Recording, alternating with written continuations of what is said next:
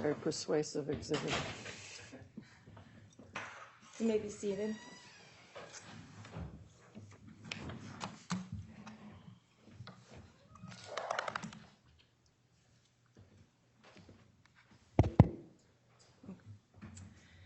The United States District Court for the District of Massachusetts is now in session on June 18th, the year 2025, in the matter of the United States of America versus Kseniia Petrova, criminal case number 2025-5150. Could counsel please identify themselves for the record? Good afternoon, Your Honor. David Holcomb and Nadine Pellegrini for the United States. Good afternoon, Your Honor. Good afternoon, Your Honor. William Fick and Daniel Marks for Ms. Petrova. Welcome, everyone. So we're scheduled for a probable cause hearing. Is everybody ready to proceed? Yes, Your Honor. All right. And then how are we proceeding? The government has a witness to call. Okay. The government calls Special Agent Brian Goldsworthy. Your Honor, may I place the exhibits I intend to offer on a copy of the exhibits onto the witness stand for him? Yes, please. And I believe Your Honor Is has a there any copy in front of you. objection to any of For these? the purposes of this hearing, no, Your Honor, no objection. Thank you.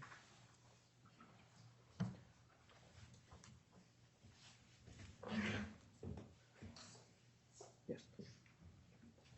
Okay, please raise your right hand. Do you solemnly swear or affirm that the testimony you are about to give this court shall be the truth, the whole truth, and nothing but the truth? Yes. Can you please state your name for the record and full spelling your last name? Sure. It's Brian Goldsworthy, Goldsworthy. Thank you. Good afternoon, Special Agent. Good afternoon. Special Agent Goldsworthy, where are you employed? I'm currently Special Agent with Homeland Security Investigations in Boston. And when did you join Homeland Security Investigations? In 2007. And may I call that HSI? Yes, right. Okay. Can you briefly describe what HSI does? Sure. Homeland Security Investigations is the investigative arm for the Department of Homeland Security. We investigate a broad variety of criminal activity. Can you hold for 1 second? Can you try to make this louder for me?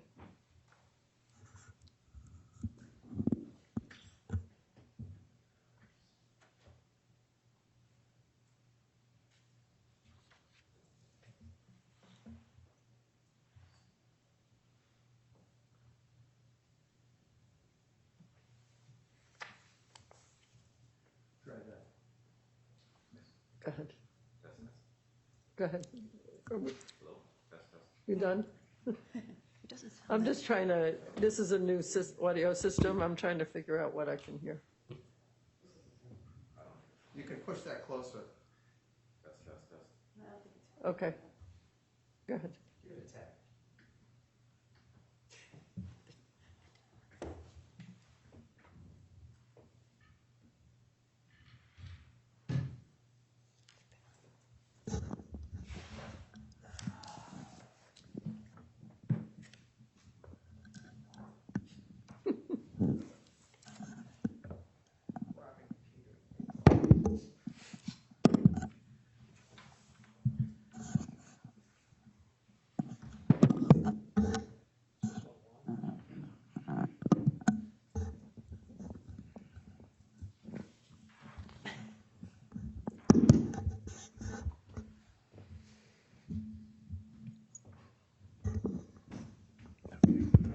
Okay. That's better, you are. Thank you.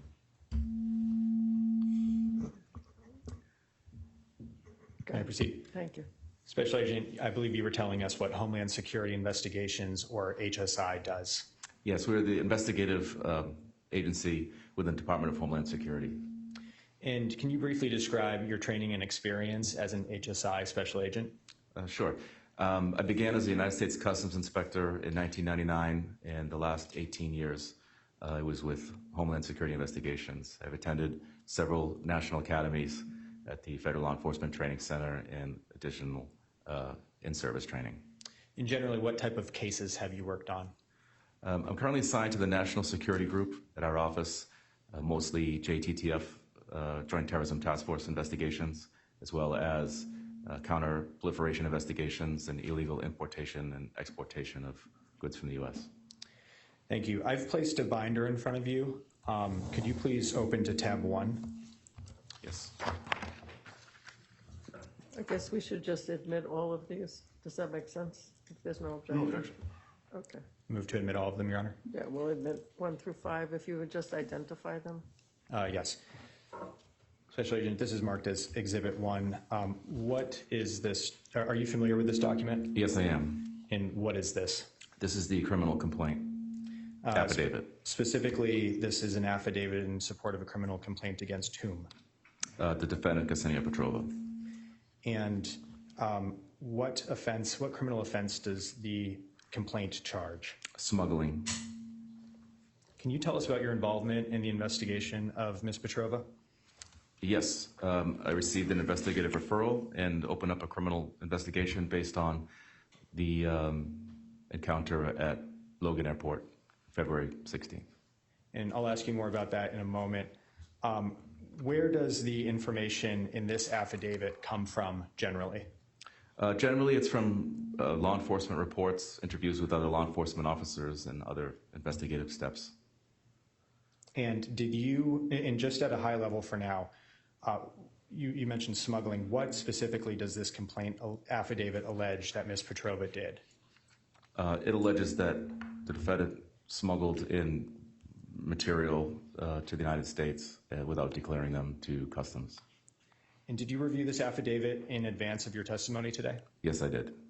Is the information contained in this affidavit accurate to the best of your knowledge and belief? Yes. I'm going to take this down for now. Before asking you more about the complaint affidavit, I want to ask you some questions about the customs process. You mentioned, I believe you mentioned Customs and Border Protection. What is CBP? It's basically the first, it's the customs agency, the uniformed personnel at the airport, seaport, land border that you would encounter when entering or exiting the United States. And generally, what does CBP do?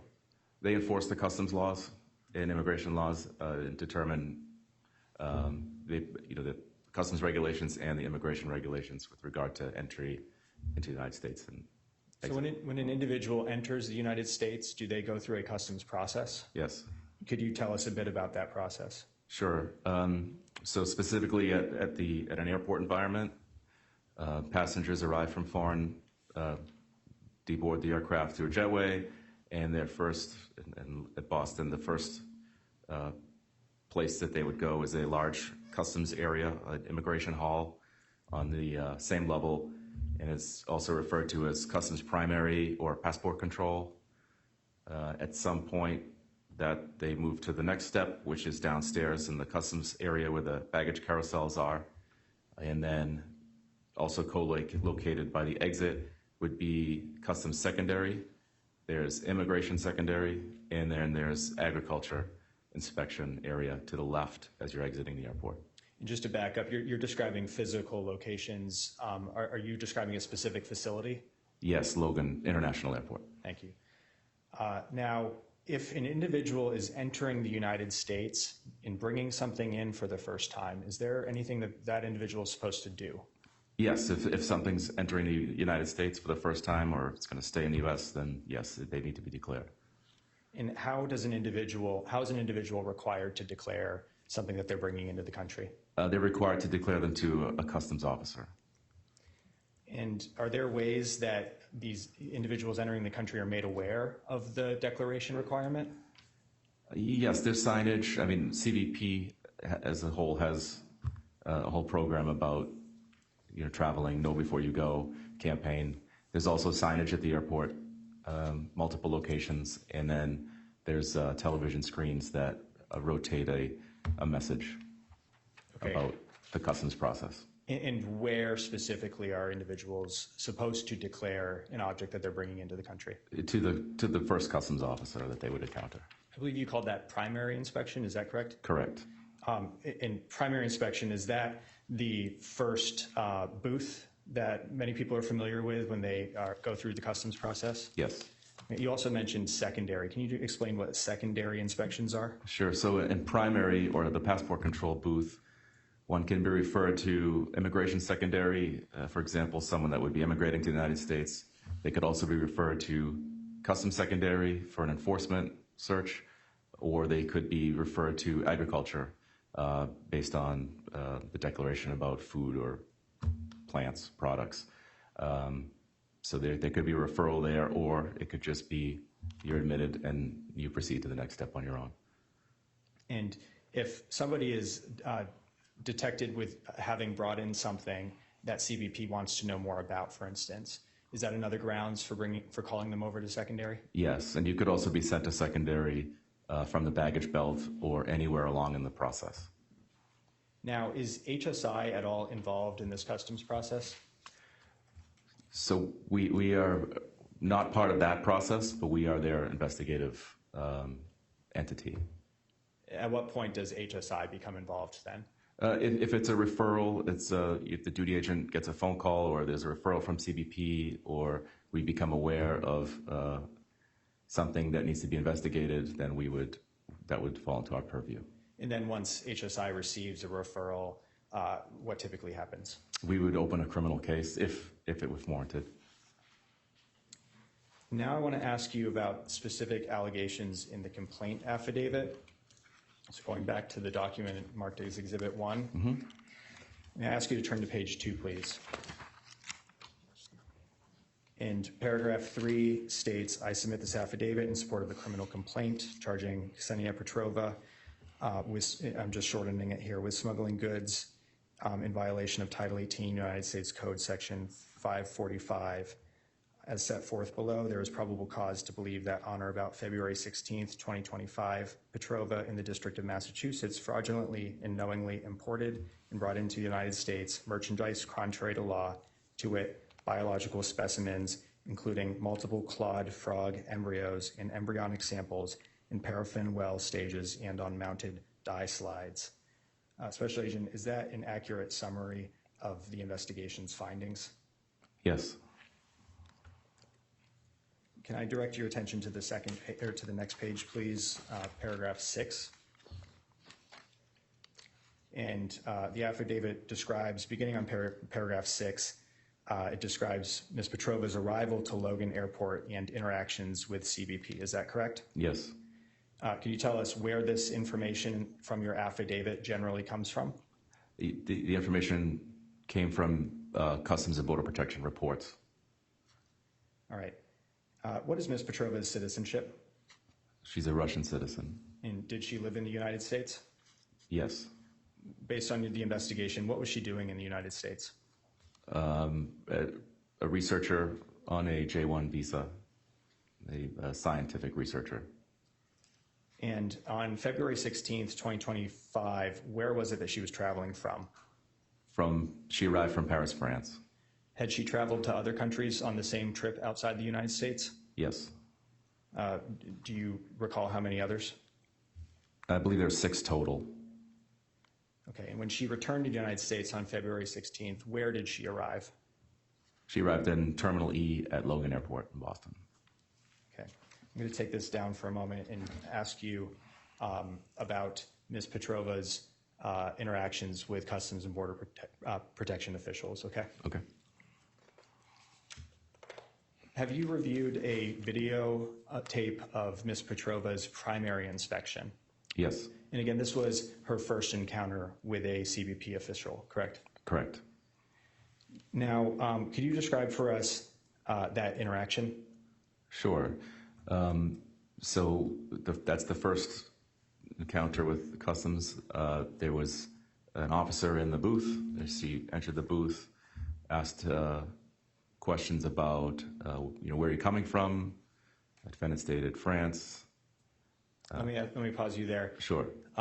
Did the CBP officer ask any follow-up questions? Yes. To the question specifically of where did you travel from? What did they ask? Yes. So where did you come from? France. The officer asked, any other countries? And how did Ms. Petrova respond? No. Was it accurate that she said just France? That was not accurate. It is accurate that she said it, yes. Okay. But was it accurate that she had only traveled to France? No. Okay. What other questions did the primary officer ask her? The officer asked if she had any food. How did she answer? No. And was that accurate? She said no. Yes, it was not accurate. And why was that not accurate? She had beef and pork and fruits.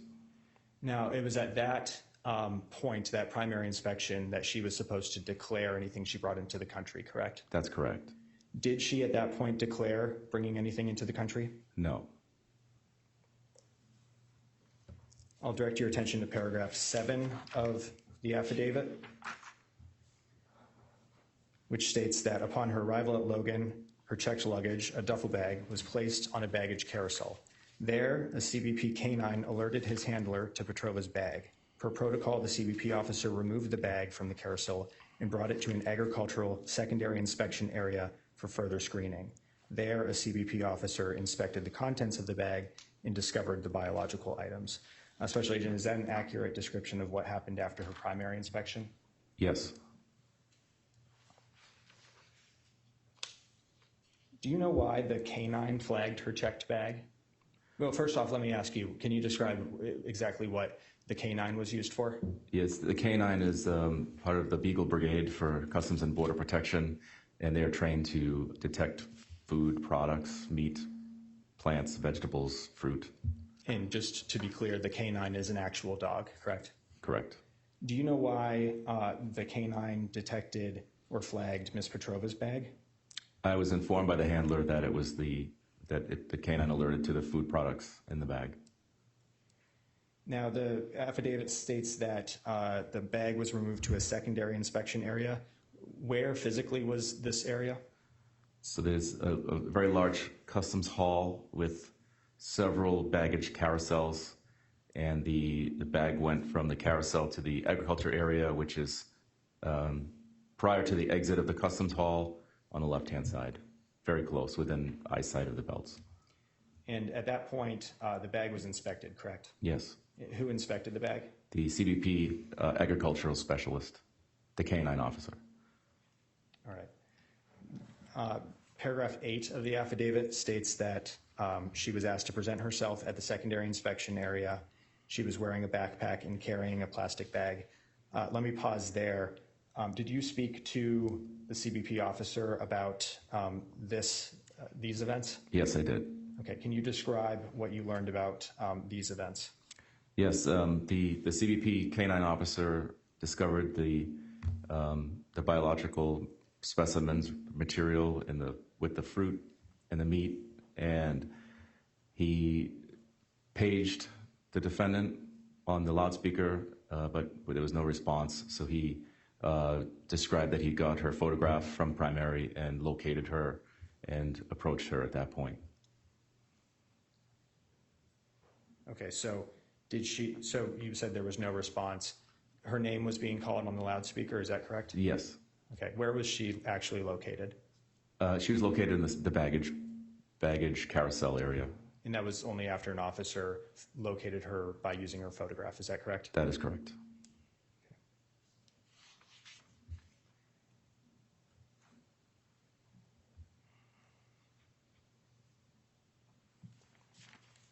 And what was she carrying on her at that point? I believe it was a smaller bag and a plastic bag. All right. Back to paragraph 8. The affidavit says, when questioned about her luggage, Petrova denied carrying any biological material. When the CBP officer asked her again, Petrova identified the plastic bag she was carrying as having biological material. I'll pause there. Did you discuss with the CBP officer this interaction? Yes. Can you describe it for us? Yes, he told me that he asked Ms. Petrova, are you traveling with any biological materials? And she stated no. And that he asked her a second time, are you sure? And at which point she indicated that she handed the plastic bag, or indicated that there was something in the plastic bag.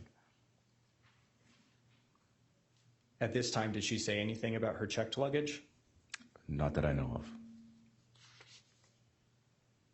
All right, paragraph 8 continues by stating that an inspection of the bag revealed a foam box containing frog embryos in microcentrifuges, as well as embryo slides. That's the bag she was carrying, correct? Correct. A CBP officer interviewed Petrova under oath and conducted a manual review of her cell phone. Let me ask you more about that in a moment. First, though, Special Agent, were there photographs taken of the biological materials that CBP officers found? Yes. Could I ask you to turn to tab 2, please?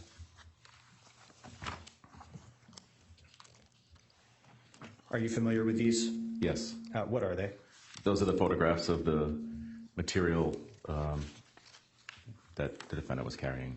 And I'm just going to slowly flip through these so we can look at them together. I'll ask you to do the same, please.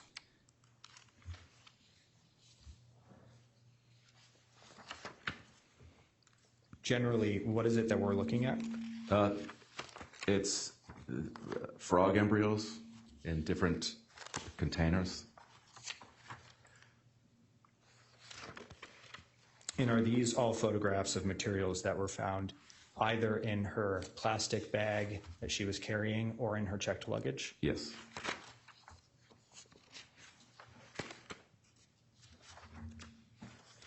This is the last one.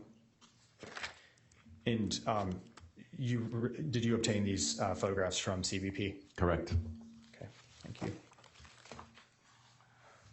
Back to the affidavit, Special Agent. Back to paragraph 8. The section I just read stated that the CBP officer interviewed Petrova under oath. Are you aware of any record of that interview? Yes. Could I ask you to please turn to tab 3 now? This is marked as Exhibit 3. Yes. Special Agent, are you familiar with this document? Yes, I am. And what is it? It's a sworn statement for immigration proceedings.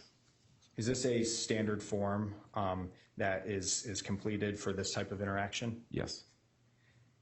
And what is the purpose of the form? The form is to reflect an immigration record for use in administrative immigration proceedings, typically for removal. And Special Agent, beginning halfway down the page, do you see there are Q's and A's for questions and answers? Yes. Is this a record of the actual questions and answers that were asked of and the answers that were given during this interview? Yes. Okay. Toward the bottom of the first page, do you see here, I don't know if that screen is working. Can you see where my finger's pointing? Yes, I can. How does she answer the question? How did Ms. Petrova answer the question, are you comfortable conducting this statement in the English language? She said yes. Okay. And based on your conversations with CBP, was there any indication that Ms. Petrova was having a hard time understanding English or could have benefited from a translator? No. How do you know that? Everything that I've seen was in English. Her conversations that she's had were in English. On page 3, if I can have you fast forward to page 3 here. Yes. Do you see the, excuse me just a second. Do you see where my finger points to the question, what is the purpose of your travel today? Yes. How did Ms. Petrova respond? I am coming back home. I live here and I work here. How did she respond to the question, where do you work? Harvard Medical School. How did she respond to the question, what do you do at Harvard? I am a research assistant. And she was asked, what do you do research in? How did she respond? Biology. Now, the next question that was asked of her was, you were asked by the primary officer if you were traveling with any biological material. You stated no. Do you understand? Do you see that? I do. And do you see her answer is yes? Correct. Now, based on your review of the investigation, is this exchange accurate? It is not. Could you please explain why for us? I reviewed the video from primary inspection, and that question was not in fact asked. Is that a question, the question about biological material, is that a specific question that the primary officer would typically ask? Not always. However, a J-1 visa holder or researcher, that would be a typical question that they would ask. It is unclear why that wasn't asked, but it would be a typical question for someone in that field. In any event, though, that specific question is not always asked at the primary stage. That is correct. And in fact, the primary officers don't ask about every type of material that could be brought in, correct? Correct. Now, the next question, though, do you see where it asks, you were asked by an agricultural specialist if you were traveling with any biological material. You stated no. Do you understand? How did she respond? Yes. Is that I'm statement, afraid that my Exhibit 3 ends there. Page 4 or 5? 4, Your Honor? We're moving on to Exhibit 4. no, Your Honor, it should be page 4 of Exhibit 3. I only have page 3. Give me mine.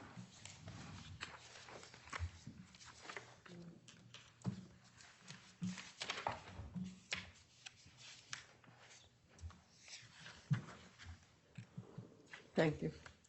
You can continue. Thank you, Your Honor. Special Agent, you were asked about her answer to the question of whether an agricultural specialist had asked her if she was carrying biological material, and that she stated no. Do you understand? How did she answer?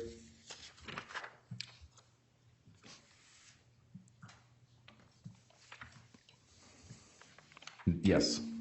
And to be clear, yes that was in response to the question, do you understand, correct? Correct.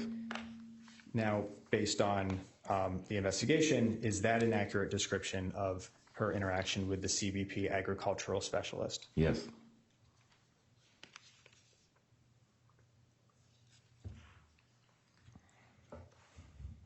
Next, she was asked, the agriculture specialist found a styrofoam box with biologicals as well as loose biologicals in multiple Ziploc bags in your duffel bag.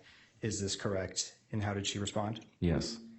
The next question was, did you pack the biological contents into your duffel bag and the styrofoam box? How did she respond?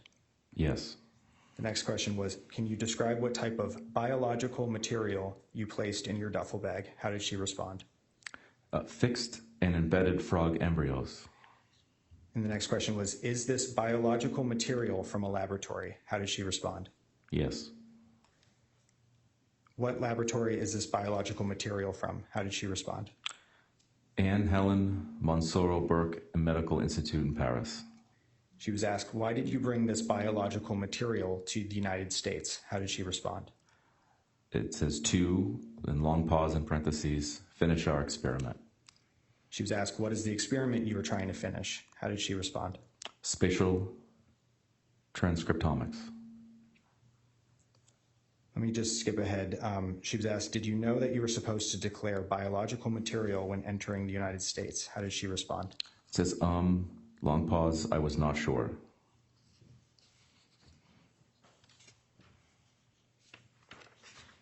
Let me come back to this. I'll skip ahead to the next page, Special Agent.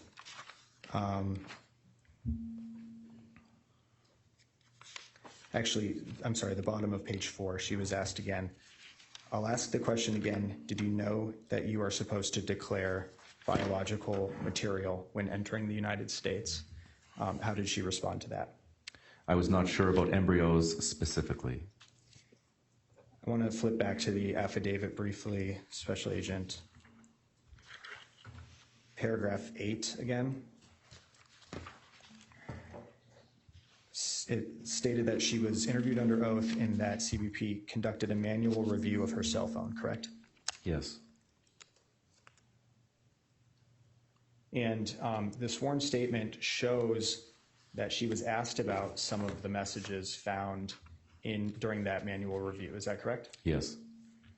For example, and back to Exhibit 3, if you will, Special Agent. At the bottom of page 4, do you see where she is asked, question, who is Will Trim? Yes. How did she answer? Long pause, my colleague. And then she was asked, a text message from Will Trim states, quote, if you bring samples or antibody back, make sure you get the permissions, etc., like that link I sent to Leon/group chat about frog embryos because TSA went through my bags at customs in Boston, end quote. Do you understand? How did she respond to that? Yes. She was asked, did you have a permit issued by the United States government that would allow you to import this biological material? How did she respond? No. And Special Agent, just stepping back from the sworn statement, are you aware, based on the investigation, of any step that Ms. Petrova took to get permission of the type that may be referenced in this chat? No. And on the last page, do you see where she is asked question, who is Leon Peshkin? Yes. How did she respond? My principal investigator.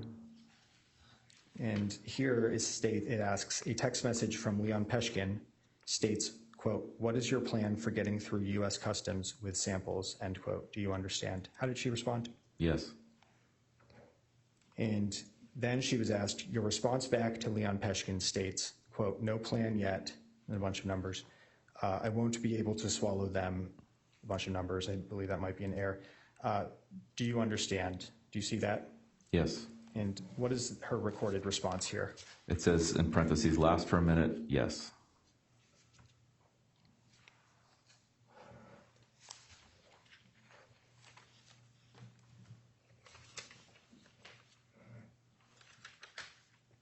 Okay. I'm going to ask you to turn to Exhibit 4 in a moment, but first, have you separately reviewed certain of the messages between Ms. Petrova and either Will Trim or Leon Peshkin? Yes. I'm showing you Exhibit 4. This is tab 4. Are these a selection of messages with Mr. Trim? Yes. And are these from Mr. Trim's phone? Yes. Who does it say they were with at the top here? It says Kseniia Petrova. And on the first page here, what is the time, the date stamp?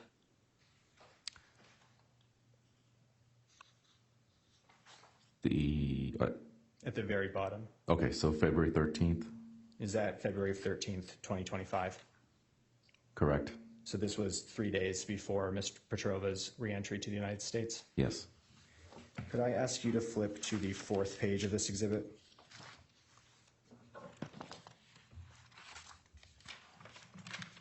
Do you see where my finger's pointing to? Yes. Is this the text message that was quoted in the sworn statement in which he says, if you bring samples or antibody back, make sure you get the permissions, et cetera? Yes. And I'll ask you to turn to Exhibit 5 now.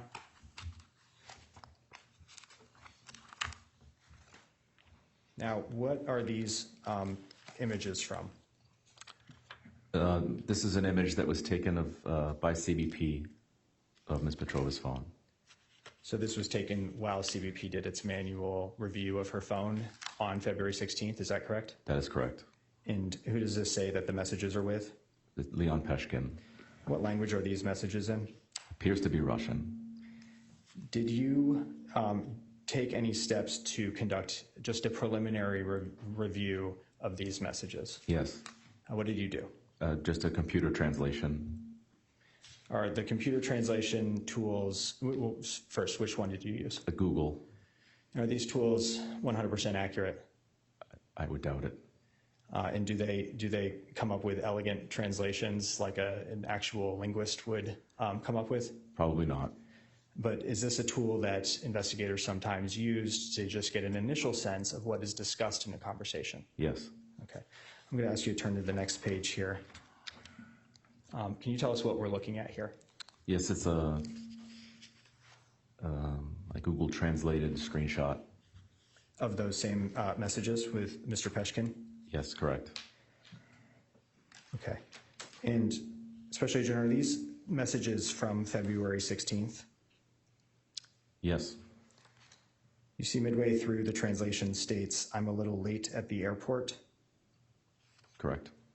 And to be clear, the messages on the right are from Ms. Petrova, correct? Yes. Could I ask you to flip to the next page?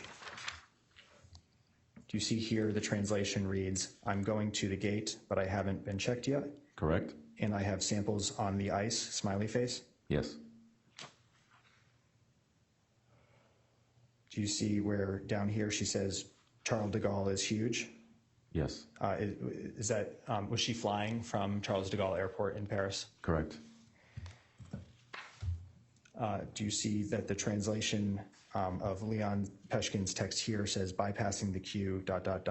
not checking the luggage, exclamation point? Yes, Could you please flip to the next page? Do you see where Ms. Petrova says, I made it? yes, She says, I was panicking for nothing. And she says, the samples didn't even notice. correct. Could you please read the translations of the next two messages from Mr. Peshkin?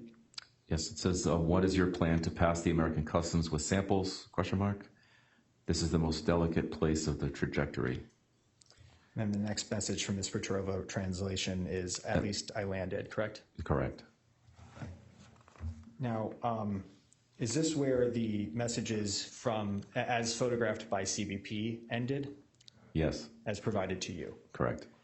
However, did you discuss with CBP their review of the messages? Yes, And we just read from the sworn statement an additional message that Ms. Petrova acknowledged, correct? correct. That message was, I'm back on Exhibit 3 now, page 5. What is your plan for getting through U.S. Customs with samples? And the response was, no plan yet. I won't be able to swallow them. Do you understand? Is that correct? Correct. So going back to the end of the messages in Exhibit 5, what's your understanding of when the messages that we just quoted from the sworn statement were exchanged? Immediately following that. I'm sorry, say that again. Immediately following that. Thank you. And this was immediately after Ms. Petrova, at least the message translation states, at least I landed. Correct.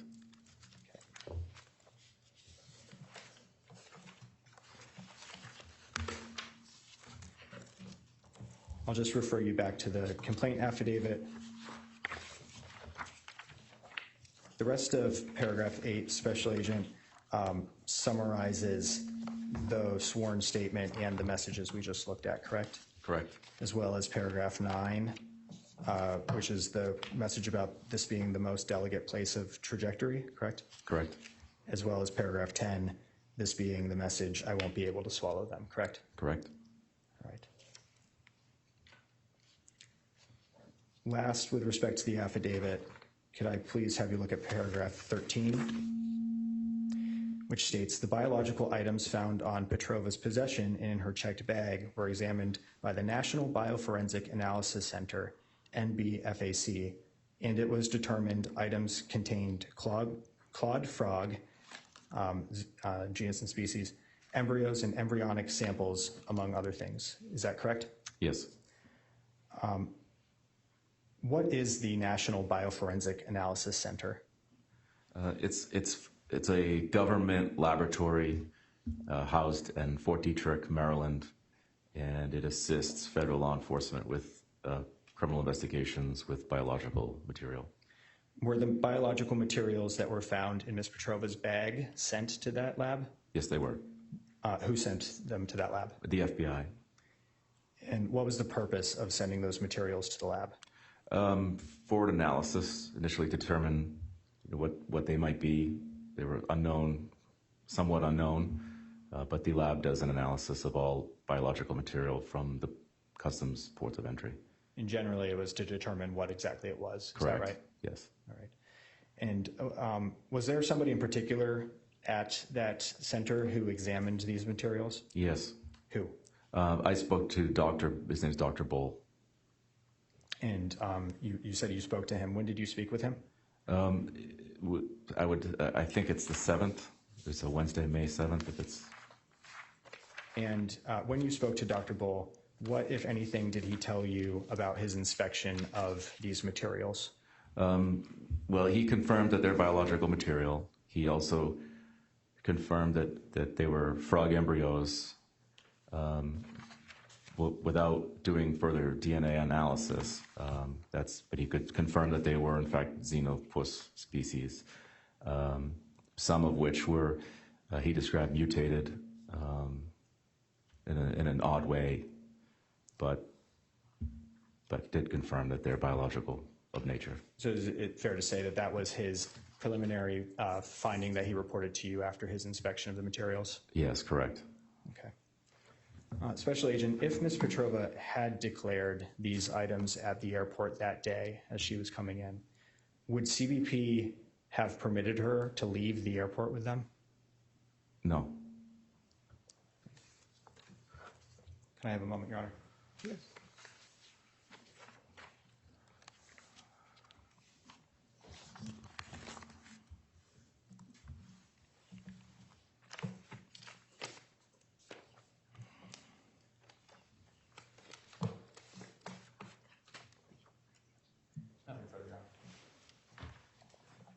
Mr. Fick?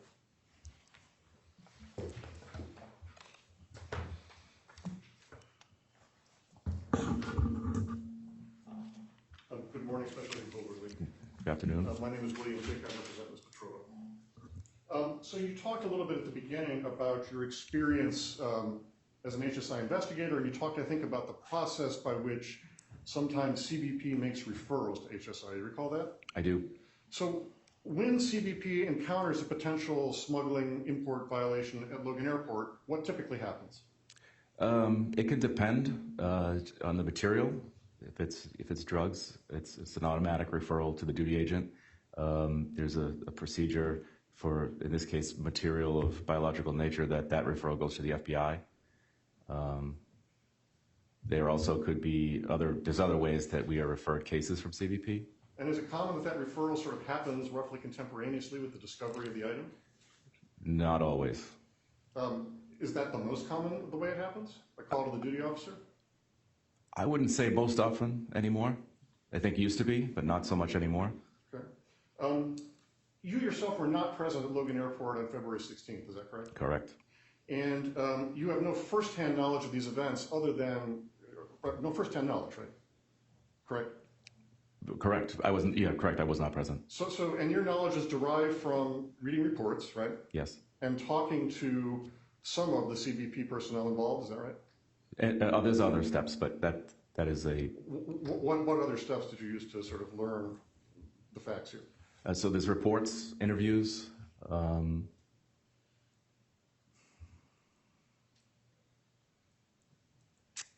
Yeah, just that's pretty much it, the reports and the interviews. You mentioned talking to the agricultural officer. When did that take place? I would think it's the May 5th. And did you talk to anyone else from CBP about this incident? Yes. Who? Several. I'd say a few people that were there. Who were there? Yes. And did you write up reports of those interactions? The reports was basically reading the reports with the officer. Okay, so in other words, you did not create your own reports about your interactions with those CBP personnel. Correct. And so when you told us sort of your memory of some of those interactions today, that's just based on your memory sitting here today? From the reports. Okay. Yes. And I think you wrote a report in which you listed, I think, 6 reports and 8 photographs that you took possession of and reviewed, right? I think that's probably correct. Okay. Does it ring a bell that the 6th report in the list was something called Petrova Closeout? It does sound familiar. What was Petrova Closeout? Off the top of my head, I'm not sure what the title, what that references. Was there some indication that CBP had closed its own inquiry into this matter at some point? Oh, I believe the closeout in that terms for customs is the final report, the finishing of the report. Do you know roughly what date that report was made? I do not. You opened the HSI investigation on May 2nd, 2025, right? Correct. And you said that was a result of a referral? Yes. Where did the referral come from? The referral came from our domestic operations at our headquarters. What is domestic operations headquarters of HSI? It's like a unit that sends referrals to the field for, well, they do a lot of things. But one of the items is they refer investigative referrals to the field. So your headquarters made the referral. It didn't come from CBP at Logan, in other words? No. Okay. Do you know who sort of initiated the referral at HSI? I believe it was the... Your Honor, I object relevance. it's not going to linger on it. It's just some background. I think the timing of this is curious, and I think it's an important piece of information. I'll let it go a little. I'll let it go a little.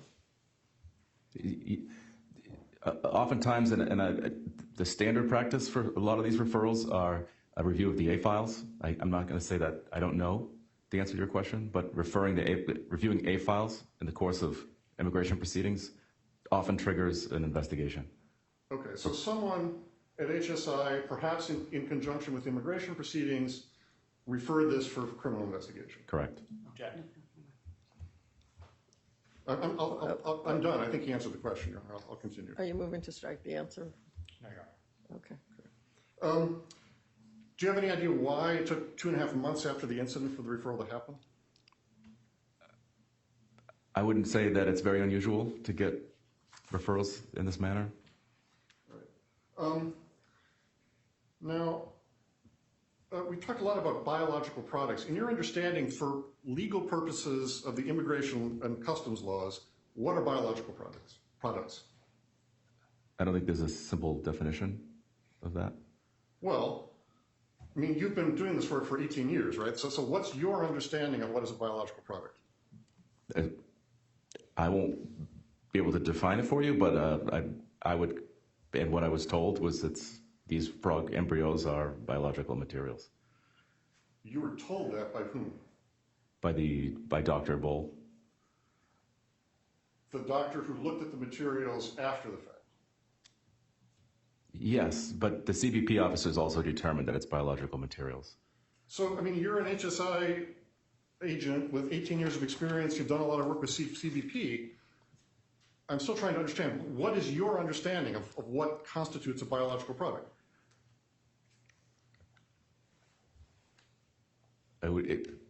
Embryos? I mean, there's what's often encountered is like plasmids or living plants. I don't know how to, but there are agriculture specialists that make that determination.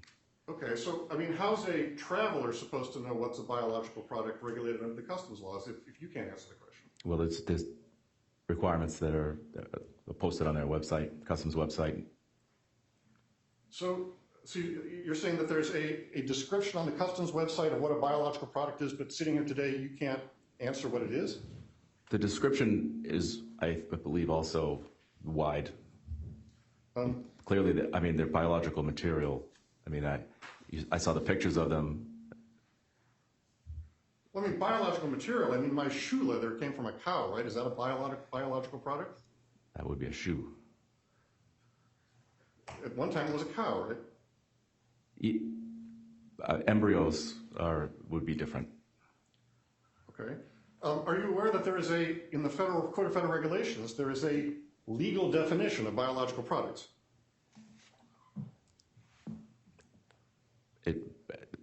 Relevant to these embryos, or I don't know what it's referring to. Are you aware that in the Code of Federal Regulations regarding agricultural regulation, there is a definition of biological products? Can you give him the site? I'm getting there.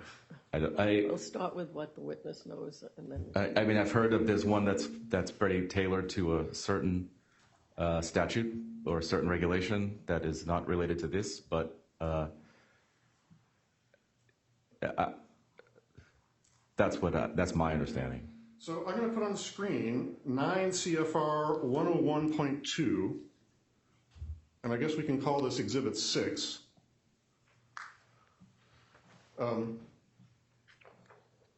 Are you aware of any other definition in the Code of Federal Regulations or elsewhere about what a biological product is? Not to my knowledge. Okay. So if I can read here. Before you go, I don't have any exhibits except 1.5. I'm sorry. I will hand up a copy to the court. I apologize. Is there any? I think Exhibit 6 is the next number. Yes. And I would move it into, well, you can take judicial, I don't know if it's really an exhibit, it's more judicial notice of a piece of law. So you want me to mark it as Exhibit 6 so we have a record? Thank you. Yes, I appreciate that. Okay. So,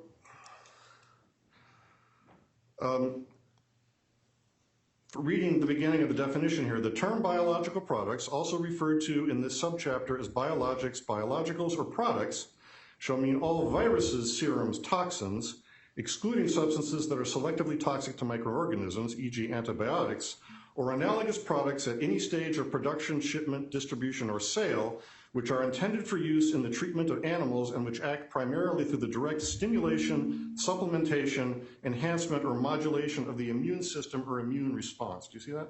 I do. And then it continues to sort of further describe that first sentence definition. Correct. Did the frog embryos ceased here meet that definition?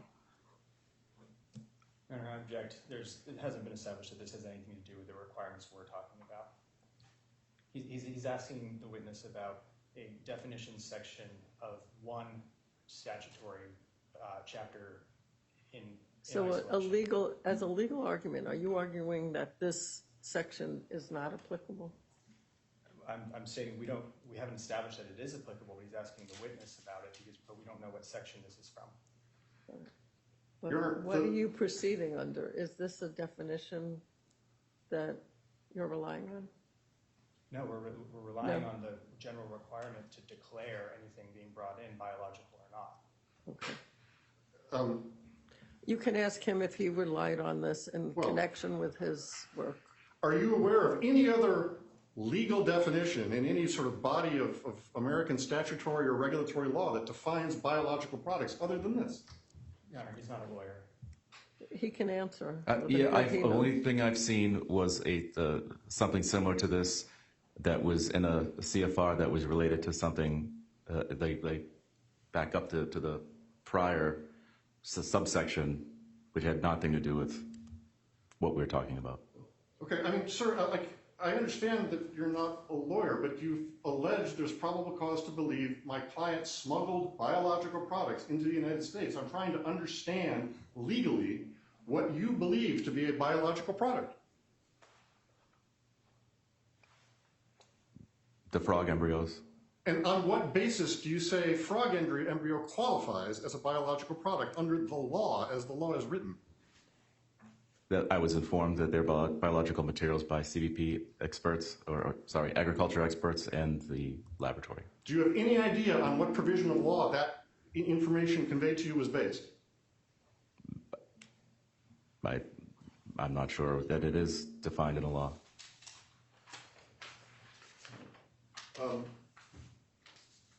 Now, do you know whether there are signs at Logan Airport telling people what biological products are? Do I know if there are any? Yeah. I don't know. Do you know if Ms. Petrova was given or supplied a definition of biological products by the CBP people she interacted with? I don't know. Certainly you have no information to suggest she was given any such information, right? Well, she was asked about it. Well, there was sort of an assertion that you have biological products without a definition, is that right? Well, she also referred to them as biological products, so I think it's a general term, biological products. Now, you do agree that the frog embryos she was carrying were not alive, correct?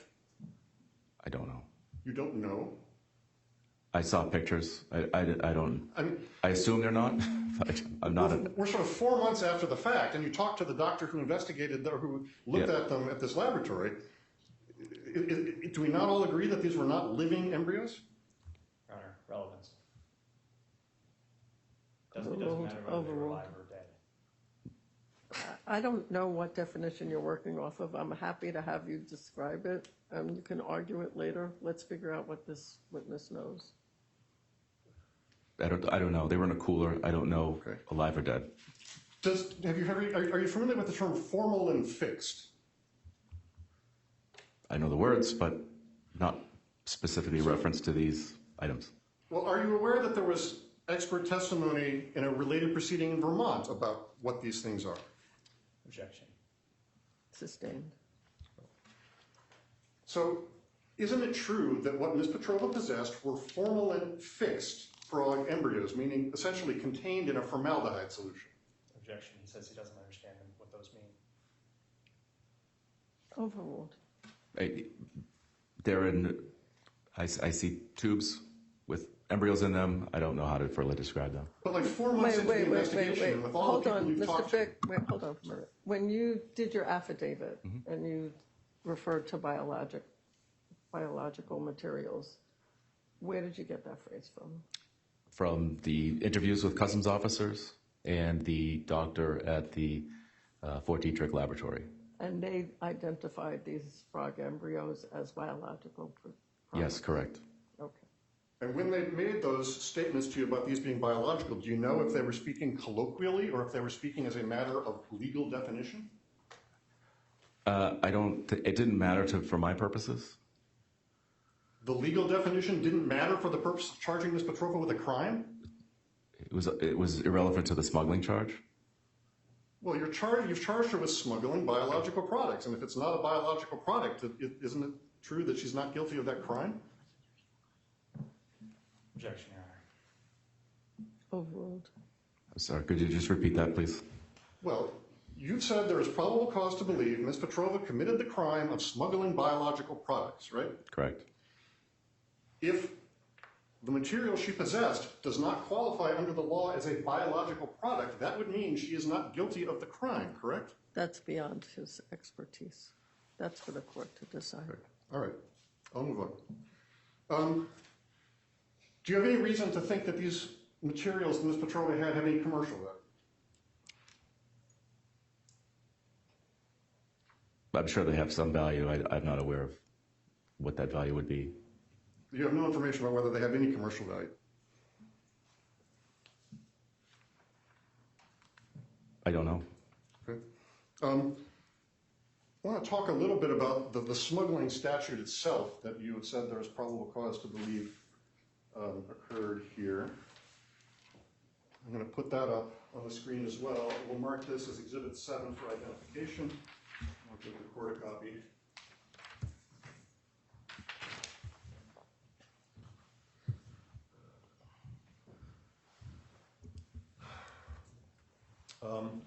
And I believe that in your affidavit, the section you quoted is under the first paragraph here. Whoever knowingly and willfully with intent to defraud the United States smuggles or clandestinely introduces or attempts to smuggle or clandestinely introduces into the United States any merchandise which should have been invoiced or makes out or passes or attempts to pass through the custom house any false, forged, or fraudulent invoice has committed the crime. Do you see that? I do. So what's your understanding of what constitutes merchandise under the statute? Objection. Sustained. Well, Your Honor. You can ask him why he thinks. Sure. Here's a question then. Well, first of all, the word merchandise in the English language connotes products bought and sold by a merchant. Is that right? Fair to say? It's just a plain language issue? I think it could be anything. It could be anything? Merchant. That's sustained. You can raise your legal arguments later. We can have that, but this is, try to elicit what this witness has as facts. Okay. All right.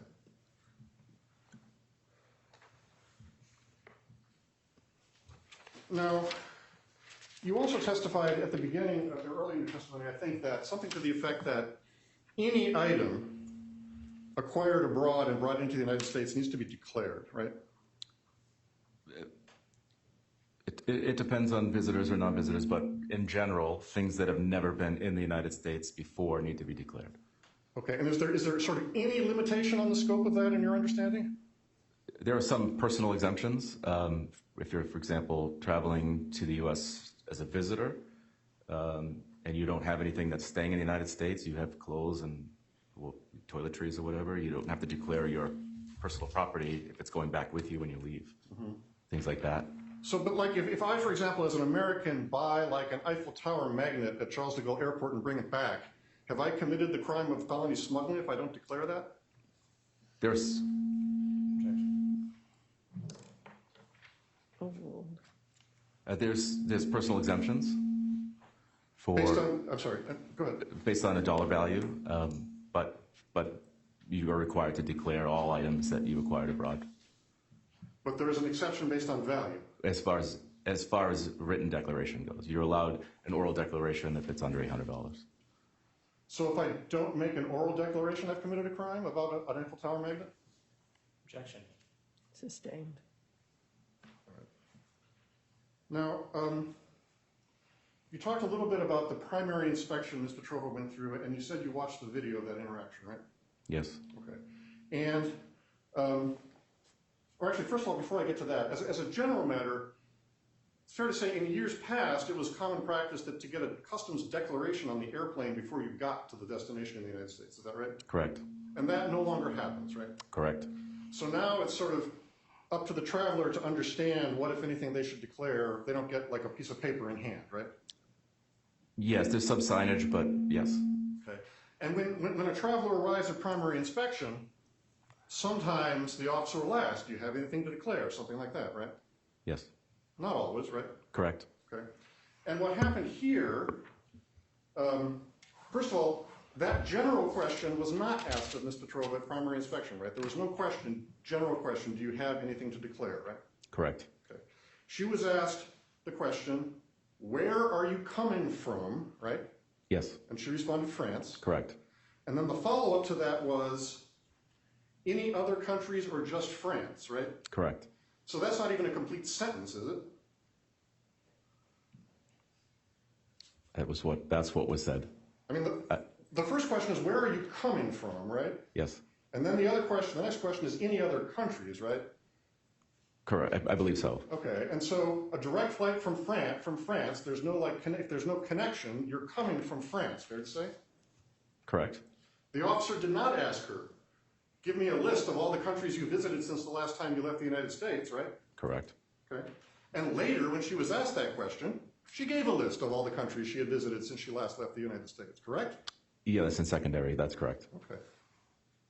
So you're not suggesting she was lying at primary when she answered the question about France, right? I'm sorry, can you repeat You're that? not suggesting she was lying at primary when she answered the question about France, correct? Object. I think this witness has indicated on certain occasions the impression was that it was an inaccurate statement. So I guess the question to you would be, do you think that's an inaccurate answer based on the information that you have? Yes. So your belief is that it was an inaccurate answer to the incomplete question, any other countries? Yes. Good. Now, she was then asked if she had any food items, right? Yes.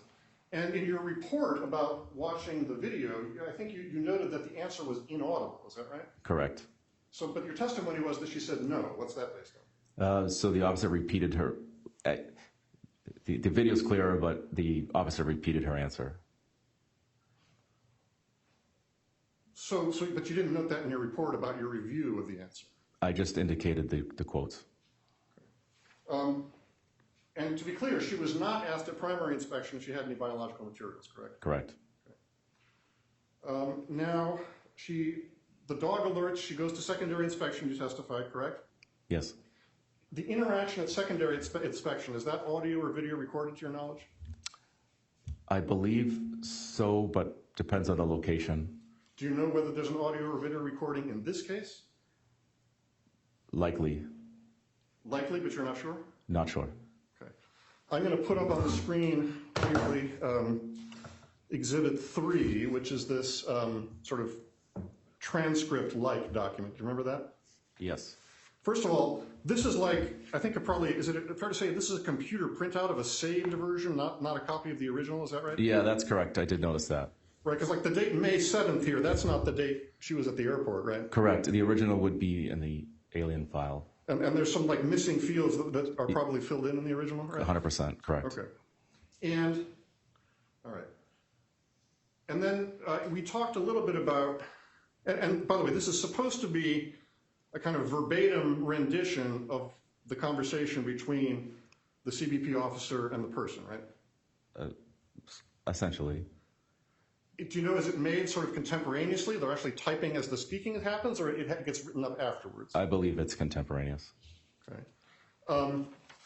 And I think we established, right, that this question on page 3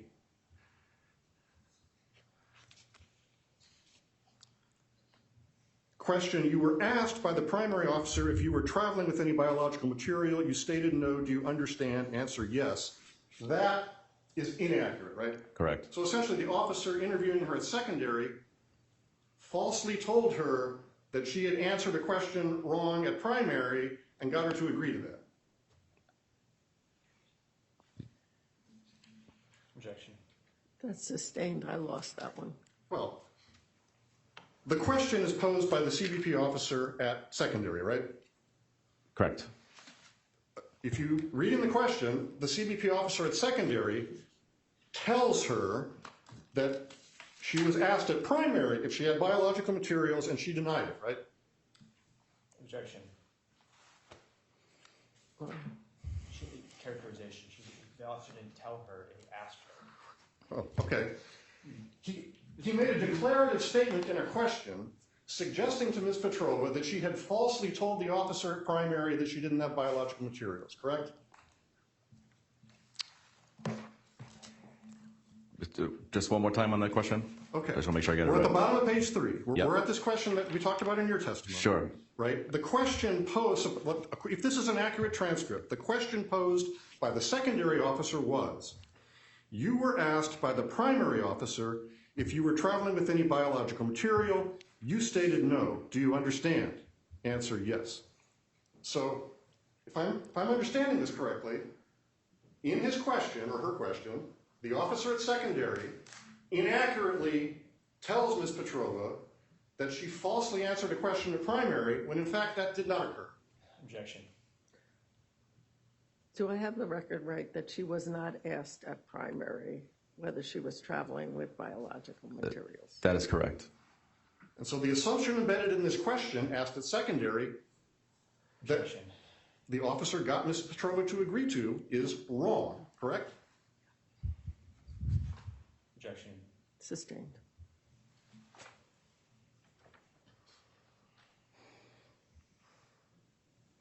All right. And again, to the best of your knowledge, there was no definition of biological materials provided to Ms. Petrova at secondary, correct? Not that I know of. Correct. There were sort of statements that these are biological materials to which Ms. Petrova then agreed, correct? Objection to the characterization. I mean, Your Honor, this No, that's overruled. Again, I think they were discussing these items in the broad sense of biological materials, like just what they are in general. But again, does the law prohibit the import of biological materials in a broad sense, or is there a legal definition?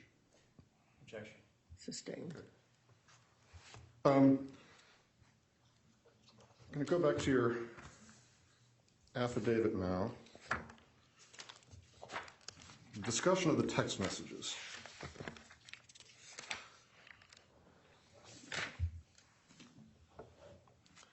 There's this discussion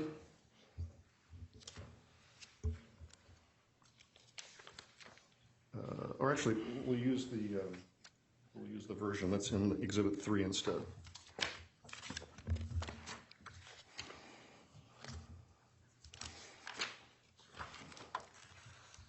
Okay. So down at the bottom of page 4, the discussion, you remember testifying about the discussion of CBP manually going through her phone and showing her this text message from Will Trim, correct? I don't know if they showed it to her. I know they reviewed it. They asked her about it. They did, yeah, correct. Okay. And the text message said, if you bring samples or antibody back, make sure you get the permissions, etc., like that link I sent to Leon group chat about frog embryos because TSA went through my bag at customs. Do you see that? I do. Do you know whether TSA, or not TSA, but do you know whether CBP went through the phone to find the link that was posted in the group chat? I don't know. Do you know whether the conclusion the lab drew from the link in that group chat was that, in fact, frog embryos can be transported freely? Objection. Overruled. I'll have to hear it one more time, please. Do you know whether the link that is referred to there that when the lab reviewed that link, they drew the conclusion that frog embryos could be transported freely? That link was not in the customs possession.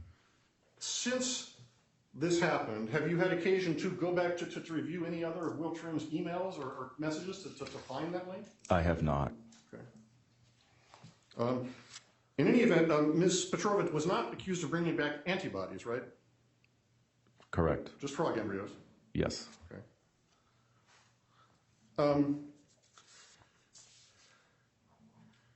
Do you know if CBP asked Ms. Petrova to identify the link in the phone and show them what it showed? Not to my knowledge. Okay. Now, talking about the messages from Leon Peshkin. Where are we here? Next page. The exchange with Peshkin, I think, as we saw, was originally in Russia, correct? Yeah, I believe it to be Russian. Okay. Do you know whether the CBP officers at the airport could read Russian, or were they using a translate app as well? They were using a translate app as well. Okay. And I think the all right. And you see these sort of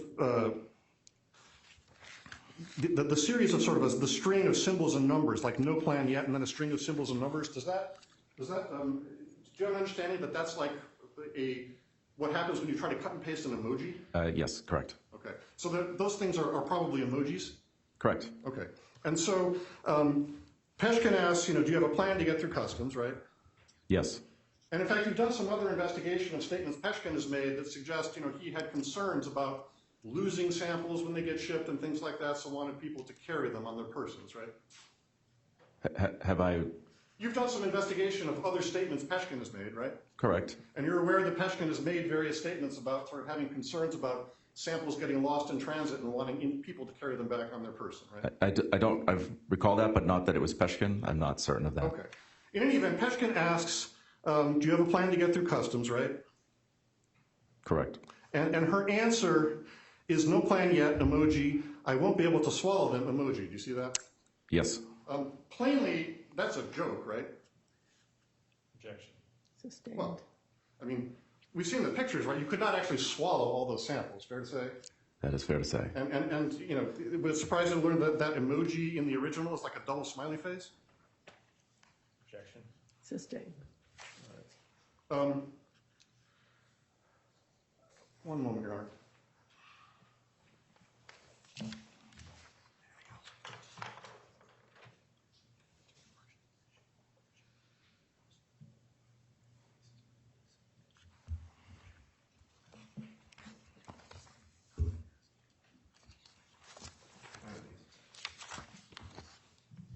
Just a couple more questions, Your Honor. And I don't want to run afoul of the objection sustained. I'm not asking the witness a legal opinion, but I just, given that you swore out this affidavit of probable cause, what is your basis on the facts of which you are aware to allege that Ms. Petrova's samples constituted merchandise within the meaning of the statute? It is goods that were brought into the United States and intended to remain here. And they were not declared. So anything brought into the United States, in your view, could constitute merchandise? Objection. Sustained. All right. You said at the end, I think, of your testimony that if Ms. Petrova had declared the samples, CBP would not have allowed them to leave the airport. What's your basis for saying that? That's Customs answered that question. I asked the question, what if they were declared or had permits or letters or something that says they're not dangerous or hazardous? And they said that was not. They would have detained them for a lab analysis based on what they were. And did you ask them what their legal basis for saying that was? Objection. You can answer that question. The agriculture specialists, they look at even plants, things that can come into the United States. They still look at them for things that may be there that even the passenger may not know about. So the inspection would not have been able to be completed on site, the customs inspection. Do you know whether the customs CBP people you were talking to were at that point aware of the sort of exactly what the specimens were?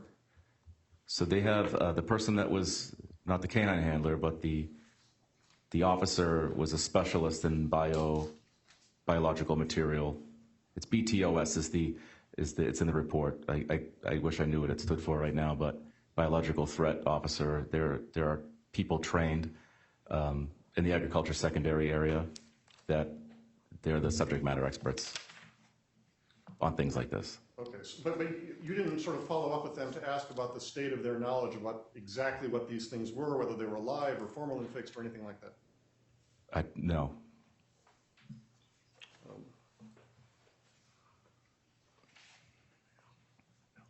Nothing further, I thank you. Any redirect? Yes.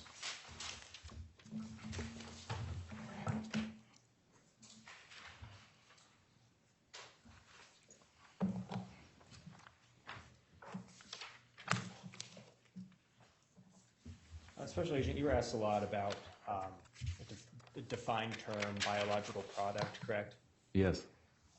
And I believe you answered that you believe that the references to biological material were more in a general, was spoken of in a general sense? Absolutely. And can I just direct your attention again to Exhibit 3? This is the sworn statement.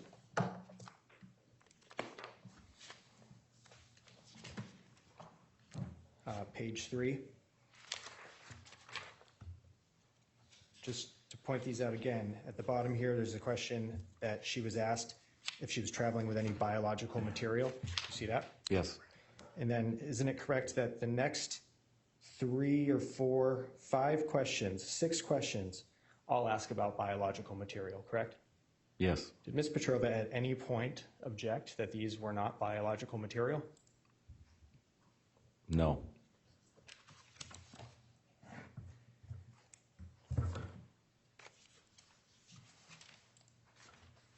Special Agent, are individuals required to answer questions posed to them by CBP officials truthfully? Yes. And does that requirement at all, depend at all as to whether the question is about biological material? No, it would be all relevant material questions. Does that depend at all on whether something has commercial value? It does not change. So whatever the thing is, a person's required to answer questions about it truthfully. Is that correct? Correct. And then going back to the requirement to declare items generally, does it matter whether something is biological or not when it comes to the requirement that a person declare something that they're bringing into the country? No. Does it matter whether something has commercial value if they're required, as a general matter, whether they're required to declare it? Your Honor, I mean, I'm going to object given that You're going to this is legal sustain opinions. I'm going to sustain your objection. I would like an understanding, though, of if people are no longer getting those customs cards, what information do they have about what needs to be declared? So the source would be, I mean, there's resources. Some people obviously have advanced knowledge, Your Honor, but there are resources of what can and cannot come into the country. On the customs webpage, there's some signage, but the requirements are on the traveler prior to arriving in the U.S.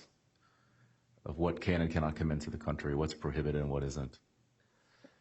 To your knowledge, do any of those places identify with any particularity embryos, animal embryos? The CBP website, specifically embryos, not to my knowledge.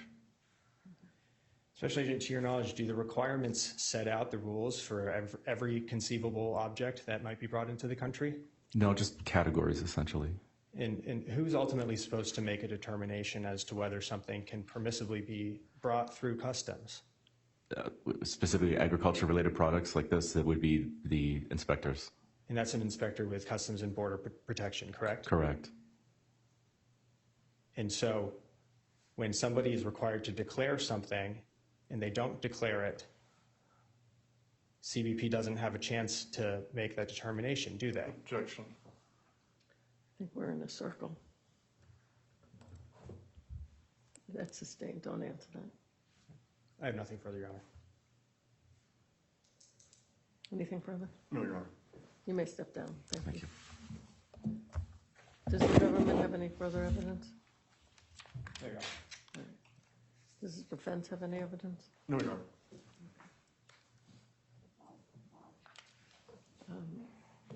Are you prepared to argue? Yes. Okay. Go ahead.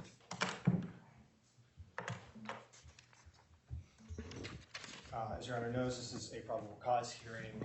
Probable cause standard is just a fair probability or a reasonable likelihood here. And here the complaint and the supporting evidence easily establish that. It's a criminal offense to fraudulently and knowingly import and bring into the United States merchandise contrary to law. At a minimum, Ms. Petrova was required to declare anything she was bringing back into the country. She was also required to provide truthful answers to the CBP agents who were doing their jobs. Her conduct at the airport and her messages with colleagues show that she set out to sneak these embryos into the United States without declaring them and without CBP becoming aware of them. As the messages showed, just a few days before travel, Mr. Trim, her colleague, told her, if you bring samples or antibody back, make sure you get the permission, etc. In the day of her travels, she was exchanging messages with her principal investigator, Mr. Peshkin. She reported that she was on her way to the gate and had the samples on ice, and she reported that she had successfully got to the gate and was essentially keeping him updated, all the while reporting that she had the samples on ice and the samples weren't noticed. Mr. Peshkin asked her what her plan is. He asked her twice, as the messages in the sworn statement now show. And Ms. Petrova, instead of asking anybody, instead of declaring the items, chose not to declare them. She went through primary. She was asked if she traveled anywhere other than France. I think anybody who speaks the English language understands that a follow-up question, just France, to the question of where are you traveling from, should be understood as, are you traveling from any other countries? She said just France. She didn't report on the other countries she traveled to. She also said she was not carrying food items. That's two simple lies that she made to the primary officer at the point at which her first contact with CBP, at the point at which she was supposed to declare anything she was bringing back into the country. Then, when CBP called her to the agricultural secondary inspection area, she initially didn't respond. The special agent testified that CBP described her as having not responded to her name being called on the intercom and staying by the baggage carriage sole until CBP actually went and located her themselves by photograph. And then finally, when she was first asked by the agricultural specialist whether she was carrying any biological material, she denied it. And it was only when she was asked again that she admitted to the material that she was carrying in the plastic bag. At that point, the CBP officers had already found the other samples in her checked bag. So taken together, these are actions of somebody who was trying to bring something into the US without declaring it and without getting caught with it. And the the special agent testified that CBP would not have allowed her to leave the airport that day with the samples. And so there's a clear... Say that again.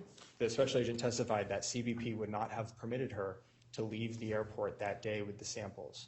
With the samples. I didn't hear that they wouldn't let her leave. They just would have made her keep the samples there. Apologies for being unclear, Your Honor. Yes, if she had declared them, she still would not have been permitted to leave with the samples. And so that's further evidence that she had a reason to try to get these into the US without declaring them. Your Honor, the bigger point here, there was obviously dispute as to defined terms, biological product.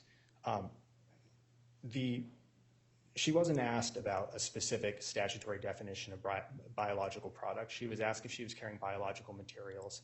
And I think it's post hoc rationalization at best to deny that these are biological materials when she herself answered questions with the understanding that they were embryos. She's a researcher in a biology lab, and she acknowledged that she was bringing these embryos back for the purpose of biology experiments. And then to top it off, when the samples were sent to the National Center where these types of materials are analyzed, you heard from the special agent that he received a preliminary analysis that yes, these embryos are in fact clawed frog embryos. They are biological. But the bigger point here is it's CBP's job to make that determination. It's not Ms. Petrova's job or her colleague's job to decide as to whether something technically meets the statutory definition or if there is one, which in this case there is not. It's not their call as to whether something is dangerous or whether something doesn't necessarily need to be declared because it's dead, not alive. It's CBP's job to assess what's being brought in, and they can only do that if items are declared. That's why travelers are required to declare the things they're bringing in. She did not declare as required by law. She also gave a false answer to CBP officials when questioned about it. So here the evidence presented today, Your Honor, amply clears the probable cause bar for the charge in the complaint, which is the smuggling of these clawed frog embryos fraudulently and knowingly into the United States. Thank you. So, Your Honor, I understand probable cause is a very, very low bar. I can probably count on one hand the number of times a judge in this courthouse has found no probable cause. But it's important to remember here, this is not about what someone maybe should have done as a matter of best practice. It's not about whether there was a regulatory violation here. It's whether there is probable cause to believe a specific alleged crime was committed. The crime that is alleged here is smuggling of merchandise that has not been invoiced, specifically biological materials, biological products. It's the government's burden of proof.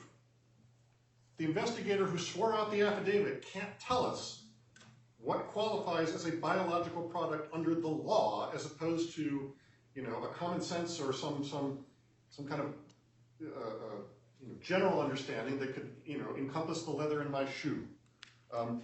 The agent swearing out the affidavit saying there's probable cause to believe there's a crime committed cannot define what merchandise or invoicing under that statute means. I mean, the crime alleged here is smuggling biological materials. The smuggling statute only covers merchandise that hasn't been invoiced. It's not any object in the world that hasn't been declared. Those are different words. They have meaning to real people. And whether or not there's a regulatory violation, whether or not there was some mutual misunderstanding here, like mistake, misunderstanding, miscommunication, that does not make a crime, or even probable cause to believe there was a crime. Ms. Petrova, I think, in that sort of transcript exhibit, whether it's a transcript or not, with the secondary inspector, I mean, she, I think, used the word biology or biological, I think, once. It's the inspectors who keep saying biological to her over and over again and making her agree, but it's not clear what definition anyone is operating under. That's not an admission it's an admission of sort of a colloquial understanding, if anything. It's not the legal admission of a violation of a legal duty or commission of a crime. And so, again, understanding probable cause is a very, very low bar. I think the government really I'm not sure they understand their own charging theory here, and I think on that basis there is not enough to say there's probable cause to sustain this case. So is it your theory that to violate the smuggling statute in this case, the materials that needed to have come in had to meet the definition of the administrative definition of goods? So there's sort of two things at play here, right? There's the smuggling statute, which uses the words merchandise and invoice, and I think those have meaning, that like there'd be a real void for vagueness problem if you expand those beyond some sense of their common sense meaning. And then here, the specific charge is smuggling of biological materials, which, again, my understanding is, as a matter of federal law, that's a specific thing. The only definition I've ever been able to find is that CFR that I handed up. The fixed in formalin, no longer living frog embryos do not meet any of those pieces of that definition. So again, you know, maybe not good practice, maybe there's some regulatory violation here, but not the crime, certainly not the specific crime alleged.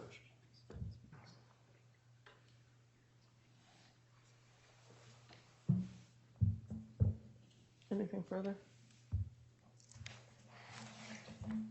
No, Your Honor, other than just to point out that the requirement to declare items upon entering the U.S. Does not in any way hinge on whether something is a biological material. Say that again. The requirement to declare items when entering the United States doesn't in any way hinge on whether something is a biological material. I understand that, but you're not, you're charging her with smuggling. And I'm not sure of the linkage. You have to smuggle something that is not able to come in. That's correct, Your Honor. And the being complaint declared. describes the smuggled items as biological materials. But that does not mean that they need to be biological materials to satisfy what the smuggling statute criminalizes. So they have to have smuggled merchandise. Contrary to law, fraudulently and knowingly, yes. So I have to find that the materials that she brought in constitutes merchandise under the smuggling statute. I just want to know what I have to find or not. Donna, you mentioned something right at the beginning. I'm sorry, I don't mean to interrupt counsel, but the court was looking You've at me. been whispering all day. Go ahead. But that's correct. It's not a question. The biological is, at this point, descriptive of the item. It could actually be a pair of shoes with shoelaces that Mr. Fick is wearing if he bought those shoes in Italy and he was bringing them in. There's an item that's never in the United States before. It's coming into the United States, and it needs to be declared. Now, what happens thereafter may depend on actually what it turns out to be. But until, and as I understand the regulatory scheme, that is the invoice, that is the declaration, then until it's declared, nothing can be done because we don't, Customs and Border Protection, whose job it is to determine what is coming into the United States, doesn't know that it's there. All right, but here they found it. Here they found something, Right. right? And yet, according to the agricultural specialist whose job is bio material, indicated to the agent that it's biological. It's Dr. Robert Bull also indicated to, as I understand it, Agent Goldsworthy, that it's biological. So the idea that it is biological, which also doesn't seem to be forced out of Ms. Petrova's mouth when she is answering those questions. She defines it or calls it biological. She said she works in biology. It's only logical to assume that these items, which don't look like shoe leather, which are in vials, liquid vials with little black dots on the bottom, and other types of paraffin, look like biological items. Those needed to be declared so that whatever determination is thereafter made, and no one's saying that if in fact they had been properly declared and found to be not hazardous, not toxic, made for research, that they wouldn't have been later on allowed, but they're not going to be allowed when they're not declared. But you're charging her with the crime of smuggling. Yes, with a because serious consequence. That's actually correct. But the crime of smuggling seems to be. I think that as Agent Goldsworthy testified to, and as the whole picture comes out to be, Ms. Petrova is not an innocent who's simply waltzing through Logan Airport, unknown to her that she's carrying biological materials, not in two different places. In a backpack, so that means she carried it on a plane, and in her luggage, which means she carried it in cargo. Those items are in two different places.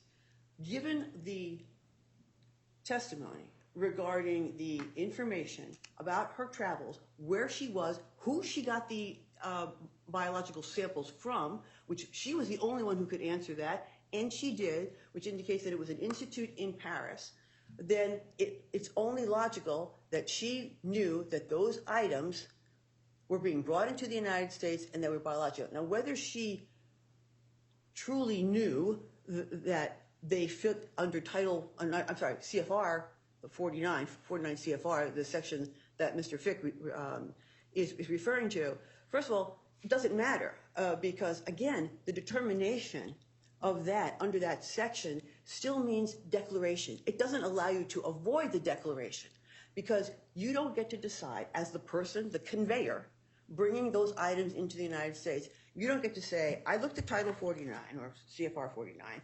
It says I have to do this and this and this, none of which was done, by the way, because they weren't labeled in a way that anybody was able to determine what they were. And then that means it just simply allowed to come into the United States. That's not the way merchandise, items, anything that was obtained outside of the United States and is now being brought in, Agent Goldsworthy's words, for the first time into the United States needs to be declared. And that's the crime that we have charged her with. Just very briefly, I think the government's conflating separate things. There is a regulatory requirement to declare items generally. That's 19 CFR 148.11. Okay? That says all articles brought into the United States must be declared. Question whether even this is an article, but whatever. That's a very broad regulation for which there are regulatory consequences. The smuggling statute is different. The smuggling statute criminalizes the bringing in of merchandise and the failure to invoice it, not the failure to declare an item, the failure to, or it's the actual smuggling of merchandise. Very specific, very different words. That's a crime. But the two things are not necessarily congruent. And I'll just leave it at that. I'm going to take this under advisement. Does either party want the opportunity to submit a brief? I do, Your Honor, on the issue of the elements for merchandise being invoiced. Yes. And if I could then just respond, I guess, within like 5 days or something? That would... Yes. So you want to do it by a week from today? What's today? Wednesday? What's today? Wednesday? Wednesday, Thursday, holiday Friday. Sure, certainly are. And you the following That's Tuesday, following Wednesday? What do you want, a week? The following Wednesday is fine. Okay. Thank you. Thank you. Court is in recess.